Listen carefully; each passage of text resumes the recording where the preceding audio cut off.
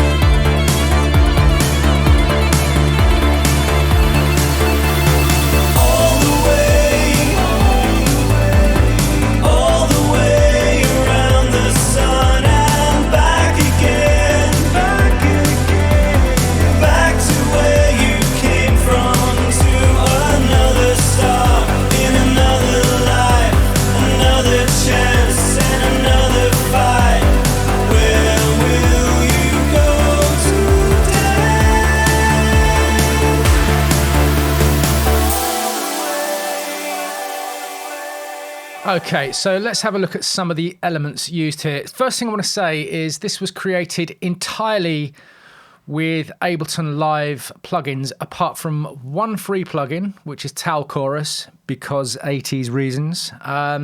So TAL Chorus is cross-platform PC and Mac, so you can download it and use it if you want, and the project will be available for you guys on the Sonic Academy website. so you can follow through exactly what I've done without fear of missing anything. Oh, and of course, Anna 2 and Kick 2 as well. So starting at the top here, I've got a sidechain channel. We don't need to look at that. It's just a silent sidechain for the bass line. Usually I would use LFO Tool, but because of the nature of this all being Ableton Live plugins, I decided to use the Ableton Live compressor instead for that kind of ducking.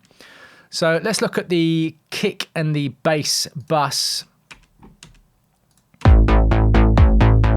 So we're using Anna 2, and it was a tweaked preset I used to create this kind of 80s style kick. And then in terms of bass, I've used the ubiquitous Poly 6 bass. This is a preset I made for the Sonic Academy Synthwave pack, tweaked to suit this particular track because it's just such a recognizable synthwave sound. Let's come over here and solo it where we can actually get everything running together. So as I said, the project itself can be downloaded and everything's going to be exactly as I'm seeing it here. So if you grab TAL Chorus, you can follow this exactly. I've kept the hi-hats very, very simple. Now this is quite common.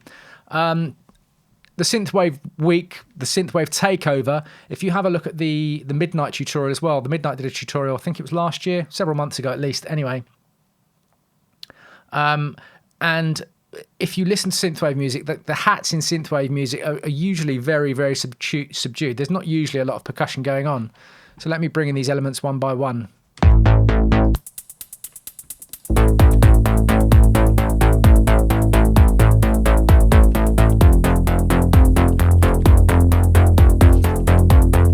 So not a massive amount going on there, but then we've got the snare. I've created this 80s gated snare, and once this comes in, you'll get the real 80s vibe.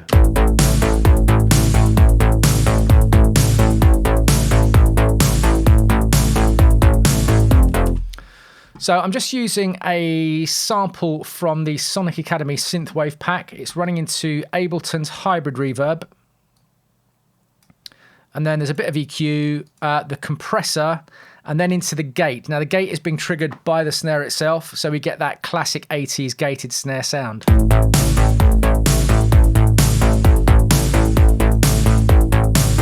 So if I turn the gate off, the reverb extends out and it sounds more like just a normal snare, but turning the gate on gives you that Phil Collins kind of sound.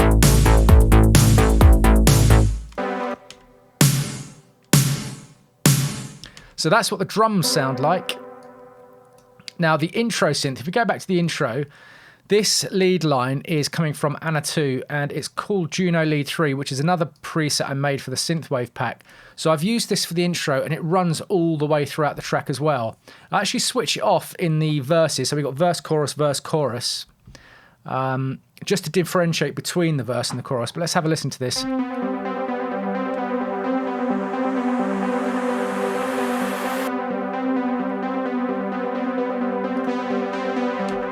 Just turn the automation back on. Sometimes the automation switches off in Ableton Live, but you can see I've automated this all throughout the track, so the filter opens and closes, and it plays off against the vocal. When the vocal comes in, I've got the filter quite low, so the vocal and the lead aren't interfering with each other. So this lead, as I said, it's part of the intro. But then as the vocals come in, as the first chorus comes in, it's reintroduced. So it reintroduces its personality in the main part of the track. But the first verse here, where the vocals come in, I've actually created, I think this is another preset, Hyperjuice. Now this wasn't one of mine, but this is part of the Synthwave preset pack for Anna 2 as well. It's a wobbly, ethereal pad sound, but it really backs up that first verse. It's a real nice atmosphere to the vocals coming in. These are only bones, that's what they say. Nobody needed here anyway. So we've got a second verse, and when the second verse comes in, I've actually underlayered this synth sweep as well. This is, I believe, one of mine. I can't remember. It's from the Synthwave preset pack anyway. So when we use this synth again to add a little bit of progression to the track, I've layered it with something else. So these two together.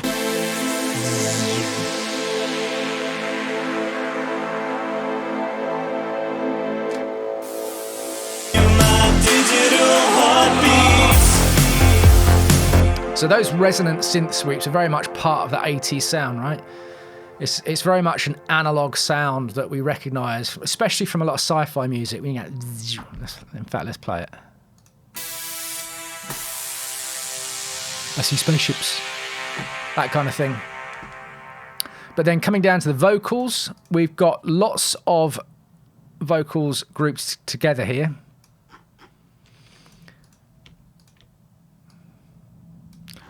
So we've got the main vocal 1 and 2. So the vocalist, Clark Phillips, has layered his vocals on top of each other. So that gives an added sense of depth and kind of texture to the vocals. So if you're ever recording vocals yourself, it's always a good idea to layer multiple takes on top of each other. So we've got the main vocal 1 and 2. We've got the vocal harmony 1 and 2. So he harmonizes with himself. And then in the chorus, there's a second double left and right, adding width to the overall vocal. So I've grouped all these together. We have got, I mean, ignore the EQ, it's not actually doing anything, but there is a glue compressor on each vocal, and they are grouped together as a whole as well, where they're EQ'd, de-essed. There's a saturator, delay. I've got the chorus on the vocal, just adds a little bit more kind of shmush to the vocals. Compressed again, and then EQ, and then this is run through effects sends or effects channels. I've got 3 reverbs. So we've got a main big reverb. There's a vocal reverb here. There's a drum reverb. This Fat Drum Studios used on the hi-hats and I think on the toms. And then there's a delay, which is it's only the vocal going through this delay, and it's a ducked delay, so the vocal ducks this delay, so you only hear the delay when the vocals are finished. But the vocals themselves are going through the big reverb, the duck delay, and a little bit of the drum reverb, actually, unusually. But I've got them all grouped together anyway. We're lifting off, I can feel the heat. I can hear my digital heartbeats.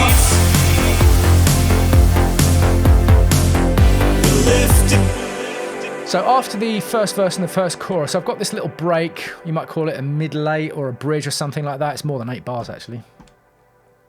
So basically what happens is this, this lead fades out.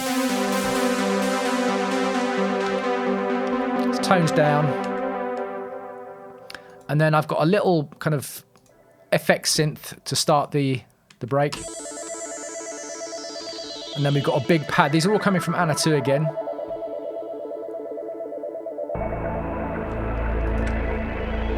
And then I'm using some of the ad-lib vocals. The vocalist supplied some ad-libs as well, just to add some texture and some interest to this break.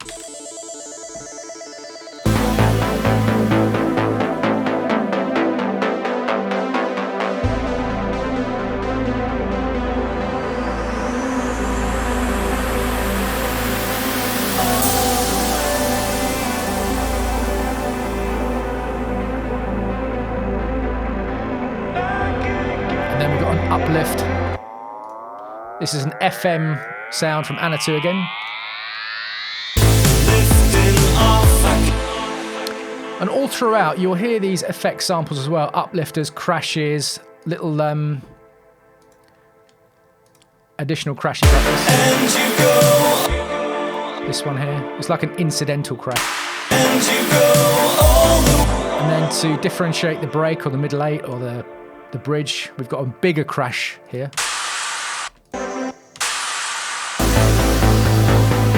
Because these things help kind of merge one section to the other, don't they? So we've heard the first verse, first chorus, the break, then we've got verse 2, chorus 2, very much similar to verse 1, chorus 1. There is some variations on what Clark is singing, and then I've created this little I want to call it a fill here. I can hear my digital heartbeats. Just to differentiate verse 1 from verse 2. And then after chorus 2, in fact, let's look at the synths used during the chorus, because we've got the main lead running. So the main lead is in the intro, and it's something familiar all the way throughout the track. But when the singer is singing the verses, I've pulled it out, so it's not running all the way through. But I have layered it with another little pluck here. So let's listen to them together. So it's this, again from Anna 2. There's a bit of auto pan on this one. Again, delay, saturator, EQ. Back to where you came from, to another start. But it's not massively loud in the mix. It's not messing with anything else. It's just they're adding some rhythm, and a lot of it is going left and right as well. So it's adding some width to the track as well. And then the last major thing added to the track is this lead guitar. Now this is something I created. I think this is one of mine.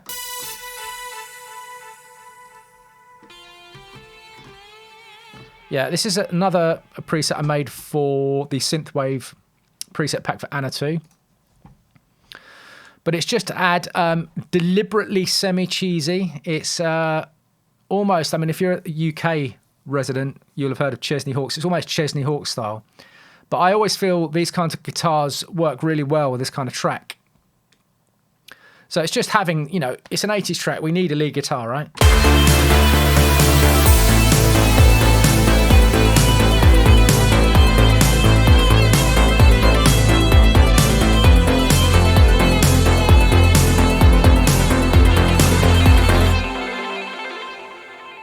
And we've got the old hammer-on thing being imitated by these note placements. Of course, a real guitarist wouldn't play them like that. It would be a little bit more fluid and dynamic, but because it's a synth, we have to play to the synth's strengths. And that's pretty much it for this track. Verse, chorus, middle 8, lead guitar, and then we've got the chorus 2 repeated for the outro. So if you head over to the Sonic Academy site, this course, we will go far more in depth into every single element used to make up this track. We'll look at the synths in depth, we'll look at the drums in depth, we'll look at the effects channels in depth, we'll look at the vocals more in depth as well. As I said, this is part of the Sonic Academy Synthwave Takeover Week, so there will be lots of Q&As there. There's also going to be a remix competition for this track, which I may or may not be part of the judging. I'm not sure yet. I'm not sure if I'm part of that. I'm probably not very impartial, let's be honest. But please like and subscribe this video. Ask any questions you like on the Sonic Academy website. I will be over there answering as many questions as possible. And I hope to see you guys again soon. Thanks. Take care. Thanks everyone for watching. We really appreciate all the support from you guys. If you loved this video, then smash a like. And if you want to be notified about new videos, hit the subscribe and notification buttons. Peace!